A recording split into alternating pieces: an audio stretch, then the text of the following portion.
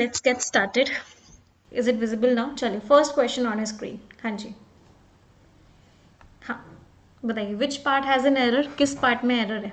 अच्छे से पढ़ रहे हो, बताइए which part has an error?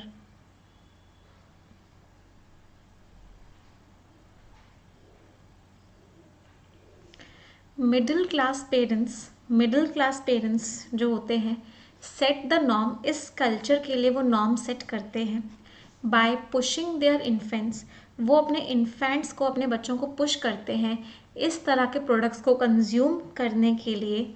Sailed in the market, कहने से सेल्ड जैसा कोई वर्ड नहीं होता, there is no word like selled. Selled जैसा कोई भी वर्ड नहीं होता। वर्ड क्या होता है? वर्ड होता है सोल्ड इन द मार्केट, जो मार्केट में बिकता है उस तरह के प्रोडक्ट्स को वो कंज्यूम करते हैं जो मार्केट में प्रोड्यूस हो, जो मार्केट में सेल होता है। सेल की थर्ड फॉर्म या सेकंड फॉर्म क्या होती है? Sold. Means which part is incorrect? कौन से पार्ट में एरर है? डी पार्ट में एरर है, डी पार्ट इज इनकरेक्ट। चलिए next question on your screen, अगला क्वेश्चन करेंगे सभी लोग।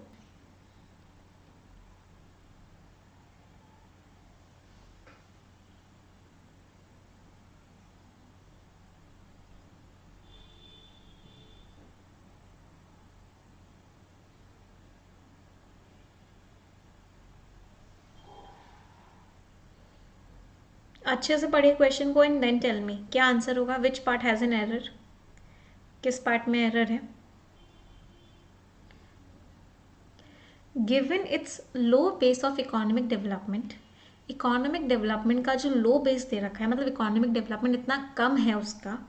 It has been possible for years, Bihar के लिए ये बात पॉसिबल हुई है कि वो फास्ट ग्रोथ दिखा सके। भाई जिसका बेस ही बहुत कम है तो उसकी ग्रोथ तो बहुत फास्ट हो ही सकती है डेफिनेटली। इन सेवरल ईयर्स में बिहार के लिए पॉसिबल रहा है कि वो फास्ट ग्रोथ कर सके। क्यों? क्योंकि वो उसका जो बेस था वो बहुत कम था। स्टिल, फिर भी इट रिमेन्स, आज भी वो one of the least developed part रहता है कंट्री का। मतलब कंट्री का सबसे कम डेवलप्ड स्टेट कौन सा है? बिहार है। कॉन्सेप्ट क्या है? कहना है से कि वन ऑफ द के आगे हमेशा प्लूरल नाउन आता है। वन ऑफ द के आगे कैसा नाउन आता है? वन ऑफ द के आगे हमेशा प्लूरल नाउन आता है।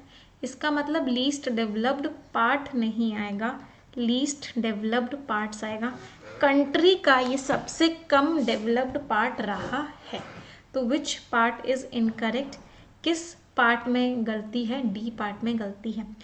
द रियल रीज़न, जो असली रीज़न है for the lack of progress की कमी का जो असली रीज़न है वो ये है कि एट द ऑपरेशनल लेवल, कि अगर हम ऑपरेशनल लेवल पे देखें स्टेट गवर्नमेंट्स के जो अप्रोच है वो अभी भी क्या है? सीजनल वन है। The approach continues to be a seasonal one. Real reason क्या है प्रोग्रेस ना होने का? कि जो अप्रोच है वो सीजनल है। Answer is option number E, no error in this question. इस क्वेश्चन में कोई भी एरर नहीं है। और बहुत सारे बच्चे इस क्वेश्चन में फंस गए। इतना प्यारा सा क्वेश्चन था, इनोसेंट क्वेश्चन था, बट आपने उसमें गलतियां निकाल दी। नहीं, इस क्वेश्चन में कोई भी गलती नहीं है, बिल्कुल सही है ये क्वेश्चन। कि जो असली रीज़न है, जो सच्चा रीज़न है प्रोग्रेस की कमी का, वो ये है कि ऑपरेशनल लेवल पे, बेस लेवल पे, ग्राउंड लेवल पे जो अप्रोच है अभी भी वो सीजनल है। Means E is the right answer, no error in this question. चलिए अगले क्वेश्चन की तरफ बढ़ते हैं। हाँ जी बताइए किस पार्ट में एरर है?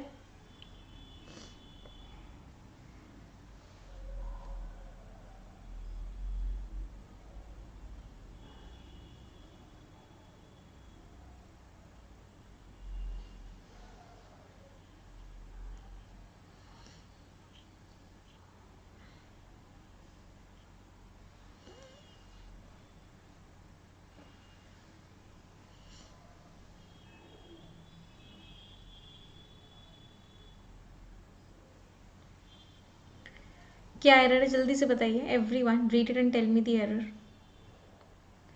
दिल्ली के जो स्मॉग टावर्स हैं, जो बड़े बड़े टावर्स हैं दिल्ली के, जो स्मॉग रिलीज करते हैं, जो फ्यूम्स रिलीज करते हैं, वो या फिर जो दिल्ली के शट ऑफ इंजन्स हैं रेड लाइट पे, जो shut off engines red light पे मतलब क्या है? जो इंजन्स लगा रखे हैं रेड लाइट कैंपेन में वो फ्लैशी हैं। वो आकर्षक है। फ्लैशी का मीनिंग क्या होता है? वो आकर्षक है लेकिन अफेक्टेड नहीं है। अफेक्टेड नहीं है। ये कैंपेन क्यों चलाया जा रहा है? कि बेटर एयर क्वालिटी हो जाए। तो अफेक्टेड आएगा या इफेक्टिव आएगा? कोई भी चीज़ इफेक्टिव नहीं होती है तो आप कहते हो कि वो इफेक्टिव नहीं है, काम की नहीं है। अफेक्ट होने का तो मतलब होता है किसी चीज़ से ग्रस्त होना। ग्रस्त होने की बात नहीं हो रही। ये बोला जा रहा है कि ये जो टावर्स हैं ये किसी काम के नहीं है। अगर सच में इफेक्टिव नहीं है किस चीज़ में, कि वो अच्छी एयर क्वालिटी नहीं दे पा रहे पूरे साल भर में। Which part is incorrect?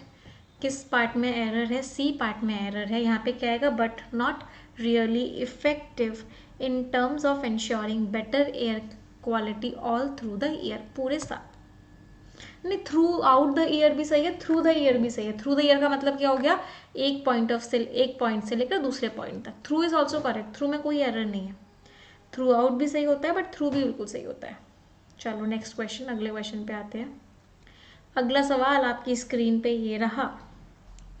Given all that, जो हमें दे रखा है कि MEA स्टेटमेंट जिस जिस बात को मानता है इट इज़ ओनली इनएविटेबल, इस बात को हम रोक नहीं सकते, ये चीज़ होगी ही होगी कि जो गवर्नमेंट है उससे इंक्वायरी करते हुए क्वेश्चंस पूछे जाएंगे उसके साइलेंस के ऊपर कि गवर्नमेंट चुप क्यों है। उससे रिलेटेड बहुत सारे सवाल गवर्नमेंट से पूछे जाएंगे। जब इतना बड़ा ट्रूप मोबिलाइजेशन, मतलब इतनी सारी आर्मी चाइना की आ गई और उसने इंडियन फ्रंटियर्स को थ्रेटन किया, उसके ऊपर हमला बोल दिया, उसको चेतावनी दी वीक अगो।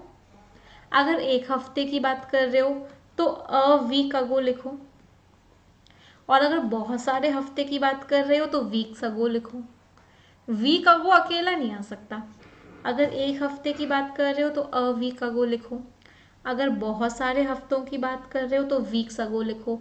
लेकिन ये तो गड़बड़ है। तो विच पार्ट इज इनकरेक्ट? किस पार्ट में एरर है?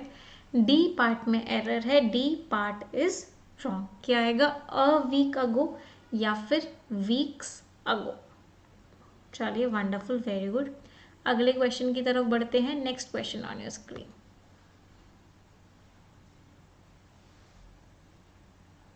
द वीक अगो नहीं, हम किसी पर्टिकुलर वीक की बात नहीं कर रहे, बोल रहे एक हफ्ते पहले या बहुत हफ्ते पहले। The nation must B appraised. Appraised का मीनिंग क्या होता है?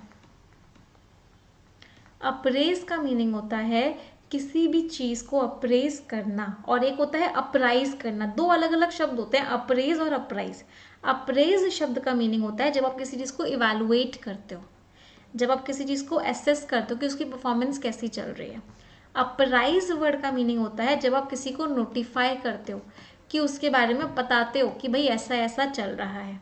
अब अगर आप इस सेंटेंस को पढ़ोगे, सेंटेंस का मीनिंग किससे निकल रहा है? कि भाई कंट्री को बताना चाहिए कि क्या क्या चैलेंजेस हैं जो कंट्री फेस कर रहा है, क्या क्या स्टेप्स हैं जो प्लान हो रहे हैं। तो कंट्री को इन्फॉर्म करना चाहिए। इन्फॉर्म करने का मतलब क्या है? यहाँ पे क्या आएगा? अप्राइज्ड आएगा। The nation must be apprised, nation को बताना चाहिए, हमारे लोगों को बताना चाहिए किसके ऊपर? चैलेंजेस जो हैं, जो स्टेप्स प्लान हो रहे हैं। सिर्फ आपस में बातचीत मत करो, मिलिट्री डिप्लोमेटिक एक्सचेंजेस आपस में मत करो, कंट्री को बताओ, जिससे कि स्टेटस क्वो एंटे, स्टेटस क्वो एंटे एक फॉरेन वर्ड होता है। इसका मीनिंग क्या होता है? मई से पहले का जो स्टेटस था, मई से पहले जो इंडिया का पार्ट था जहाँ पे इंडियन ट्रूप्स थी, चाइना का जो पार्ट था जहाँ पे चाइनीज ट्रूप्स थी, वो फिर से रिस्टोर हो जाए चाइना के द्वारा। चाइना जो हमारी टेरिटरी में घुस गया है वो वापस चला जाए और सिचुएशन बिल्कुल वैसी हो जाए जो पहले की है। मीन्स कौन से पार्ट में एरर है? Error is in A part. A part में एरर है। अप्रेज नहीं आएगा। क्या आएगा? अप्राइज आएगा। चलिए नेक्स्ट क्वेश्चन पे आते हैं, अगले क्वेश्चन की तरफ बढ़ते हैं। ये रहा अगला क्वेश्चन आपकी स्क्रीन पे।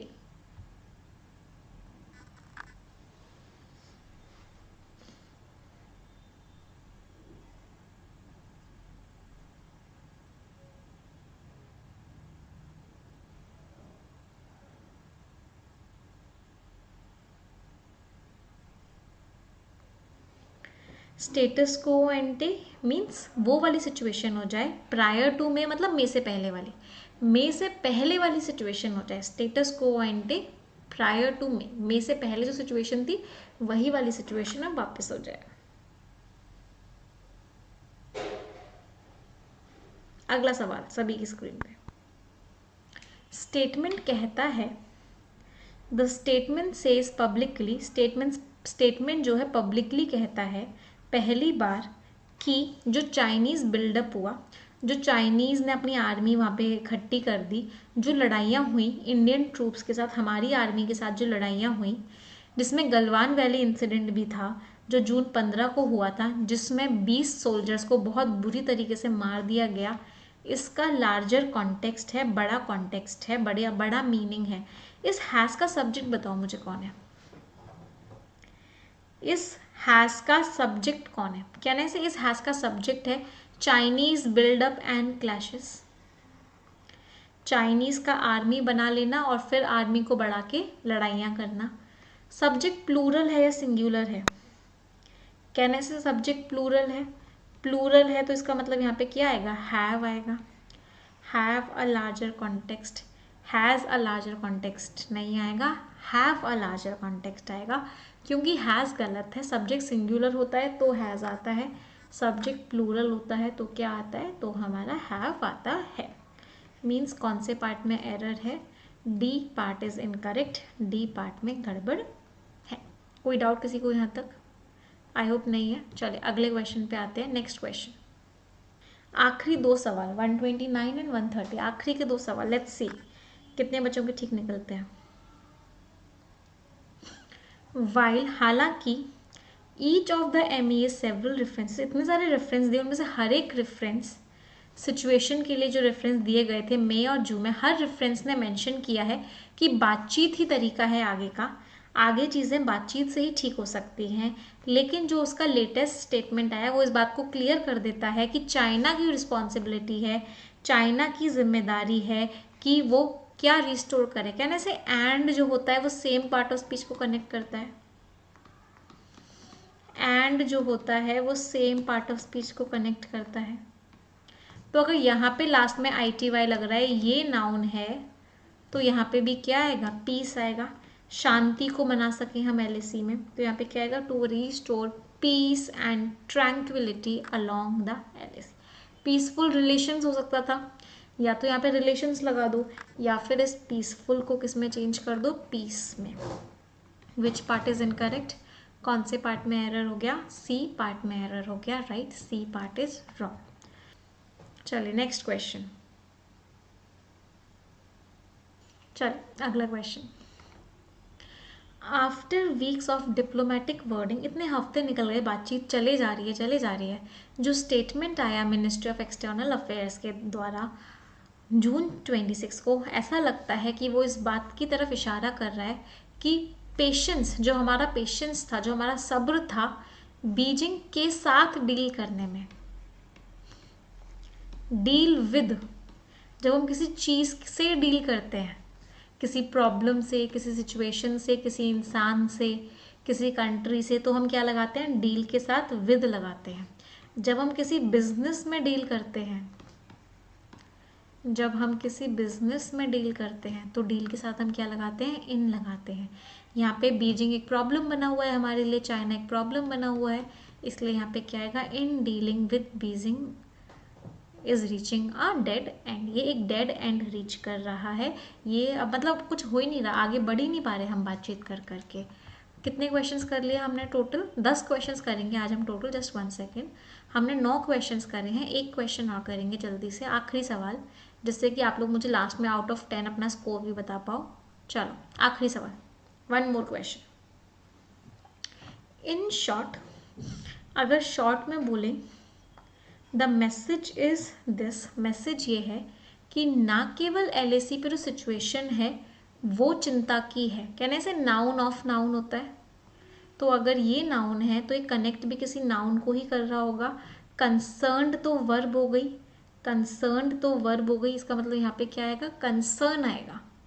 कंसर्न डायरेक्टली नाउन का भी रोल प्ले कर सकता है, तो कंसर्न नाउन का रोल प्ले करेगा। तो ना केवल सिचुएशन चिंता की है, लेकिन चाइना एक्शन ने भी, इतने सालों के हमने नेगोशिएशंस किए थे चाइना के साथ, वो सारे खराब कर दिए। उन सब बुक पे पानी फेर दिया चाइना ने भी। चाइना ने जो किया चाइना से वो एक्सपेक्टेड नहीं था। Which part is incorrect? किस पार्ट में एरर है? बी पार्ट में एरर है, B part is incorrect. Tell me your scores everyone out of 10। क्या क्या स्कोर रहा सभी का 10 में से? सभी स्टूडेंट्स अपना स्कोर बताएंगे, एवरीवन। चलिए अब एक इम्पॉर्टेंट बात, किसी भी बच्चे को मेरी क्लासेस को लेके, पीडीएफ को लेके कोई भी डाउट है, कोई भी दिक्कत है, आप हमें इस नंबर पे व्हाट्सएप करके पूछ सकते हैं। किसी भी बच्चे को कोई भी डाउट नहीं है, और फिर भी कोई भी डाउट है तो आप मुझे इस नंबर पे व्हाट्सएप करके पूछ लोगे, ठीक है। तो जिन बच्चों को ग्रामर में दिक्कत है वो सारी स्पेशल क्लासेस देख लेंगे। स्पेशल क्लासेस फ्री होती है, ये 1:30 बजे वाली क्लास फ्री है, इसको सभी बच्चे देख सकते हैं। और जो बच्चे बिल्कुल इंग्लिश बिल्कुल डेडिकेशन के साथ, बिल्कुल ही कह सकते हैं एग्जाम ओरिएंटेड मैनर में पढ़ना चाहते हैं, वो 9 बजे और 3 बजे वाली क्लासेस में आ जाएंगे। यहाँ पे बेसिक टू एडवांस और यहाँ पे परफेक्शन, ठीक है। चलिए तो आज का सेशन एंड कर रहे हैं। 3 सेंटेंसेस सभी लोग मिलके बोलेंगे, 1 2 3 एंड गो।